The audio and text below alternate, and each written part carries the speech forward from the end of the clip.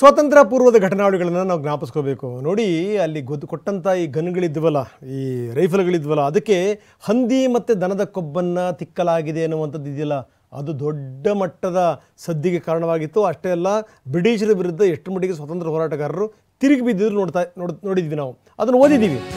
ಈಗ ತಿರುಪತಿ ತಿಮ್ಮಪ್ಪನ ಪ್ರಸಾದ್ ತನಕ ಬಂದಿದೆ ಈ ಕೊಬ್ಬು. ತಿರುಪತಿಯ ಲಡ್ಡಿಗೆ ಬೆರೆಸಿದ್ದಾರೆ.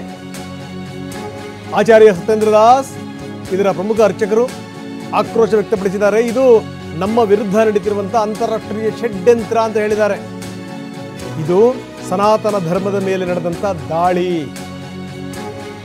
ಇದರ ಸರ್ಕಾರ ಗಂಭೀರವಾಗಿ ಪರಿಗಣಿಸಬೇಕು ಅಂತಾರೆ ಆಚಾರ್ಯರು. ऐसी स्थिति में ये हमारे मैं समझता हूँ अंतर्राष्ट्रीय षड्यंत्र है. हमारे जो सनातन धर्म है इस पर कुठाराघात है और इसकी बड़ी गंभीरता से सरकार को लेना चाहिए. और उसके बाद इसको जांच कराने के लिए जो दोषी जो है उसको दंड दिया जाए. साथ ही साथ ऐसी घटना अब न हो, क्योंकि बाला तिरुपति जी के मंदिर का जो आस्था है लोगों में बहुत अधिक है. तो ऐसी स्थिति में ये हमारे मैं समझता हूँ अंतर्राष्ट्रीय षड्यंत्र है.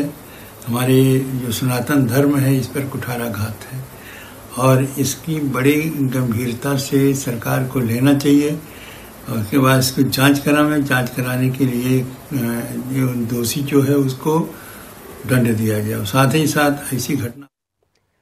ಬನ್ನಿ, ಇದಕ್ಕೆ ಸಂಬಂಧಪಟ್ಟಂಗೆ ಬೆಂಗಳೂರಿನ ಜನರು ಕೂಡ ಮಾತಾಡಿದ್ದಾರೆ. ಏನು ಹೇಳಿದ್ರು ನೋಡೋಣ. ಆ ಥರ ಎಲ್ಲ ಸ್ಟೇಟ್ಮೆಂಟ್ ಕೊಡೋದು ಒಂದು ರೀತಿ ತಪ್ಪಾಗುತ್ತೆ ದೇವರ ವಿಷಯದಲ್ಲಿ. ಯಾಕೆಂದರೆ ಲಕ್ಷಾಂತರ ಜನ ತಿರುಪತಿಗೆ ಹೋಗ್ತಾರೆ, ಪ್ರಸಾದ ತಗೋತಾರೆ, ಇಲ್ಲೂ ತಗೋತಾರೆ. ಆ ಥರ ಹೇಳೋದಾದರೆ ಅದನ್ನ ಪ್ರೂವ್ ಮಾಡಬೇಕು. ಅದು ಪ್ರೂವ್ ಮಾಡಿ ಸ್ಟೇಟ್ಮೆಂಟ್ ಕೊಟ್ಟರೆ ಒಳ್ಳೆಯದು. ಅದೇ ಥರ ಕೊಟ್ಟರೆ ಏನಾಗುತ್ತೆ, ಪ್ರಸಾದದ ಮೇಲೆ ಎಫೆಕ್ಟ್ ಆಗುತ್ತೆ, ಭಕ್ತಾದಿಗಳ ಮೇಲೂ ಎಫೆಕ್ಟ್ ಆಗುತ್ತೆ. ಪ್ರಸಾದ ತಗೊಳ್ಳೋರಿಗೆ ತಗೋಬೇಕೋ ಬೇಡೋ ಅನ್ನೋದೊಂದು ಡೌಟ್ ಬರುತ್ತೆ. ಅದರಿಂದ ಆ ಥರ ಸ್ಟೇಟ್ಮೆಂಟ್ ಕೊಡಬಾರ್ದು. ಕೂಲಂಕುಷವಾಗಿ ಪರಿಶೀಲನೆ ಮಾಡಬೇಕು.